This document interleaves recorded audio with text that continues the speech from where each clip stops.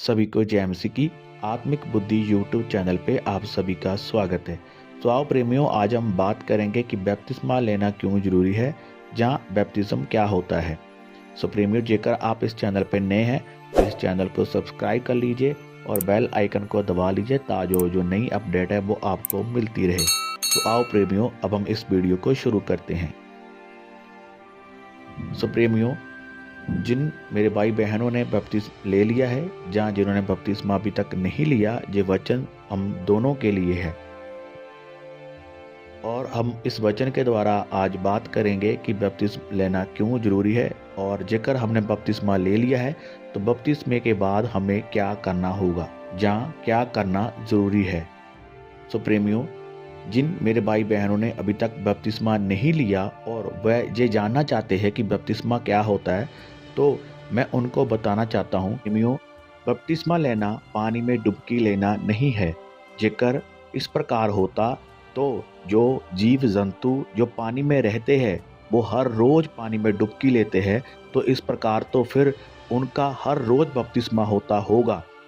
जहाँ जो मेरे भाई बहन जो दरिया में नदी में जो आते हैं या डुबकी लेते हैं, तो फिर उनका भी बैप्टिज्म हुआ होता, लेकिन इस प्रकार नहीं है। बैप्तिस्मा लेने का अर्थ है कि हमें अपनी शारीरिक अभिलाषाओं को मार देना, उसके ऊपर कंट्रोल रखना है। और बपतिस्मे का अर्थ है कि हमें अपने पापों को मान लेना, उस परमेश्वर के आगे अपने पापों की माफ़ी मांगना और उनको दोबारा ना करने का वायदा करना ही बैप्टिज्म है। और प्रेमियों, मैं आपको बताना चाहता हूँ, बहुत सारे मेरे भाई बहन हैं जिन्होंने बैप्टिज्म लिया हुआ है, लेकिन फिर भी वो उसी पाप में गिर गए जिस पाप में वो बैप्टिज्म लेने से पहले थे। का मतलब ये नहीं है कि उन्हें दोबारा बपतिस्मा लेना होगा। मैं आपको बताना चाहता हूँ, जेकर आप बैप्टिज्म लेने के बाद फिर से आप उस पाप में गिर जाते हैं तो उसे दोबारा बपतिस्मा लेने की ज़रूरत नहीं है। बैप्टिज्म सिर्फ एक बार ही लिया जाता है। सो प्रेमियों, जो मेरे भाई बहन नए हैं और जो मसीह फैमिली का हिस्सा नहीं है, जो परमेश्वर प्रभु यीशु मसीह को जिन्होंने उद्धारकर्ता करके ग्रहण नहीं किया है और बपतिस्मा नहीं लिया है, मैं उनको बताना चाहता हूँ कि बपतिस्मा लेना धर्म परिवर्तन नहीं है। जेकर आप पाप में हैं और आप बात सोचते हैं अपने मन में कि मैं पापी हूँ और मैंने गुनाह किए हैं और मैं परमेश्वर के सामने नहीं जा सकता, तो मैं आपको बताना चाहता हूँ कि प्रभु यीशु मसीह पापियों के लिए ही इस धरती पे आए। उन्होंने धर्मियों के लिए नहीं, वरन वो पापियों के लिए इस धरती पे आए।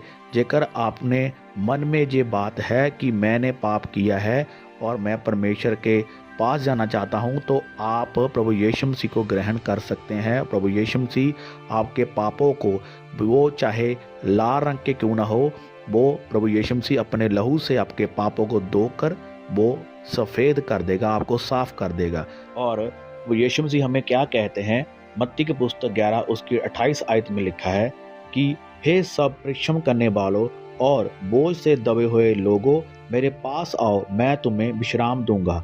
सो प्रेमियों, आपने पढ़ा है वचन में कि प्रभु यीशु मसीह क्या कहता है। वो कहता है कि तुम मेरे पास आओ, जेकर तुमने पाप किया है, जहाँ तुम बोझ के साथ दबे हुए हो, चाहे आप किसी भी चिंता में, चाहे आप किसी भी पाप में क्यों ना हो, वो कहता है कि तुम मेरे पास आ, मैं तुझे साफ कर दूंगा, मैं तुम्हारे सभी पापों को माफ़ कर दूंगा। सो प्रेमियों, जो मेरे बहन भाई ये सोचते हैं कि हमने कभी कोई पाप नहीं किया है और हमें बपतिस्मा लेने की क्या ज़रूरत है, तो मैं आपको बताना चाहता हूँ, जब हम बाइबल में यूहन्ना की पुस्तक 3 उसकी 1 से जब हम 6 आयत को पढ़ते हैं, तो वहाँ पर लिखा है कि फरीसियों में निकोदेमुस नाम का एक मनुष्य था जो यहूदियों का सरदार था। उसने रात को यीशु मसीह के पास आकर उसने कहा, हे रब्बी, हम जानते हैं कि तू परमेश्वर की ओर से गुरु होकर आया है, क्योंकि कोई इन चिन्हों को जो तू दिखाता है, यदि परमेश्वर उसके साथ ना हो तो नहीं दिखा सकता। यीशु ने उसको उत्तर दिया, मैं तुझसे सच सच कहता हूँ, यदि कोई नए सिर से ना जन्म ले तो परमेश्वर का राज देख नहीं सकता। निकोदेमुस ने उससे कहा, मनुष्य जब बूढ़ा हो गया तो कैसे जन्म ले सकता है? क्यों, क्या वह अपनी माता के गर्भ में दूसरी बार प्रवेश करके जन्म ले सकता है? यीशु ने उत्तर दिया, मैं तुमसे सच सच कहता हूँ, जब तक कोई मनुष्य जल और आत्मा से ना जन्म ले तो वह परमेश्वर के राज में प्रवेश नहीं कर सकता। प्रेमियों, परमेश्वर प्रभु यीशु मसीह ने वचन में क्या कहा कि तुम्हें नए सिरे से जन्म लेना होगा। सो नए सिरे से जन्म लेने का अर्थ है कि तुम्हें बपतिस्मा लेना होगा, क्योंकि जब तुम बपतिस्मा लेते हो, जब तुम पानी के अंदर जाते हो, तो तुम अपनी पुरानी इंसानियत को क्या करते हो, मार देते हो।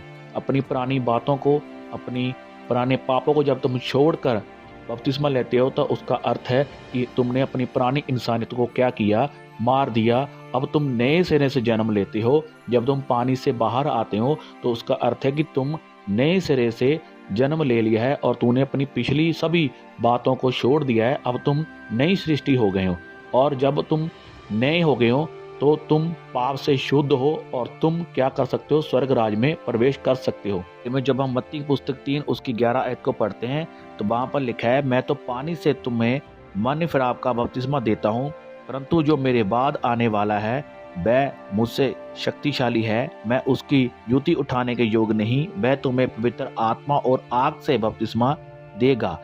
जैसा कि आपने वचन में पढ़ा कि जब हम बपतिस्मा लेते हैं तो हम नए सिरे से जन्म लेते हैं, और बिना बपतिस्मा लिए हम स्वर्ग राज में प्रवेश नहीं कर सकते। तो प्रेमियों, ये अकेला क्रिश्चियन के लिए नहीं है, ये जाति के सभी लोगों के लिए बहुत ज़रूरी है, क्योंकि बिना बपतिस्मा लिए हम स्वर्ग राज में प्रवेश नहीं कर सकते। ऐसा मैं नहीं, ऐसा बाइबल कहती है, और प्रभु यीशु मसीह का वचन ये बात कहता है कि तुम बिना बपतिस्मा लिए स्वर्ग राज में प्रवेश नहीं कर सकते, क्योंकि जिस खुदा ने इस नियम को बनाया उस खुदा ने भी इस नियम की पालना की।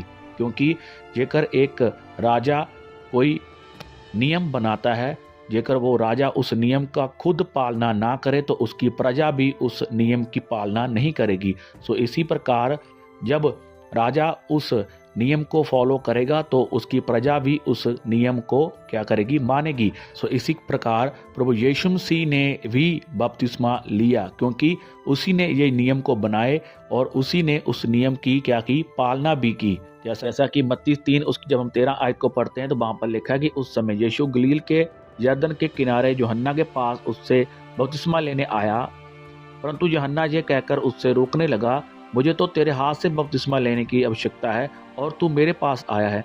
यीशु ने उसको यह कहकर उत्तर दिया, अब तो ऐसा ही होने दे, क्योंकि हमें इसी रीति से सब धार्मिकता को पूरा करना उचित है। तो प्रभु यीशु मसीह ने क्या किया, उसे कहा कि ऐसा करना जरूरी है। तो प्रभु यीशु मसीह ने फिर यूहन्ना से क्या किया, बपतिस्मा लिया। तो जिस खुदा ने नियम को बनाया उसने भी उस नियम की पालना की, क्योंकि प्रभु यीशु मसीह वचन की महत्ता को जानते हैं। इसलिए प्रभु यीशु मसीह कहते हैं कि मेरे नाम से ज़्यादा मेरे वचन की क्या है, महत्ता है। वो जानते हैं कि वचन को पूरा करना कितना ज़रूरी है। सो प्रेमियों, ये बात सोचने वाली है कि वो तो खुदा था, तो खुदा ने बपतिस्मा क्यों लिया। तो मैं आपको बताना चाहता हूँ कि जब वो खुदा जानता है कि बिना वचन पूरा किए, बिना बपतिस्मा लिए कोई स्वर्ग में प्रवेश नहीं कर सकता, तो उस खुदा ने भी बपतिस्मा लिया। तो फिर आप ये बात सोच सकते हैं कि वचन की कितनी वैल्यू है और हमें बपतिस्मा लेना कितना ज़रूरी है। जेकर उसे खुदा होकर बपतिस्मा लेना पड़ा स्वर्ग जाने के लिए, तो हमें भी बपतिस्मा लेना होगा, ताकि फिर हम उस राज्य में प्रवेश कर सके जो प्रभु यीशु मसीह ने हमारे लिए रखा हुआ है। प्रेमियों, जेकर मैं इस वचन की और ज़्यादा गहराई में जाऊँगा तो बहुत सारी ऐसी बातें हैं जो सोचने वाली है, कि जैसे कि जो प्रभु यीशु मसीह से पहले जो नबी आए, जैसे कि मूसा, अब्राहम, इसहाक, याकूब, या और जो बहुत सारे नबी जो है जो प्रभु यीशु मसीह से पहले आए, जिनके बारे में पुराने नियम में लिखा हुआ है, जेकर हम उन नबियों की बात करें तो क्या वह स्वर्ग में नहीं गए, क्योंकि उन्होंने तो बपतिस्मा नहीं लिया था। सो इसके बारे में मैं अगली बात में बात करूंगा, तो क्योंकि ये वीडियो काफ़ी लंबी हो चुकी है। सो इसी प्रकार में जो दूसरी वीडियो है उसमें हम सभी बातों को करेंगे। सो प्रेमियों, इस वीडियो को ज़्यादा से ज़्यादा शेयर कीजिए, क्योंकि बाइबल में लिखा है, मत्ती की पुस्तक जब हम 3 उसकी 2 आयत में पढ़ते हैं तो वहाँ पर लिखा है कि मन फराओ, क्योंकि स्वर्ग का राज निकट आ रहा है। तो मैं आपको बताना चाहता हूँ कि यूहन्ना ने प्रभु यीशु मसीह से आने से पहले उसने प्रचार किया कि मन फराओ, बपतिस्मा लोगों की स्वर्ग का राज निकट है।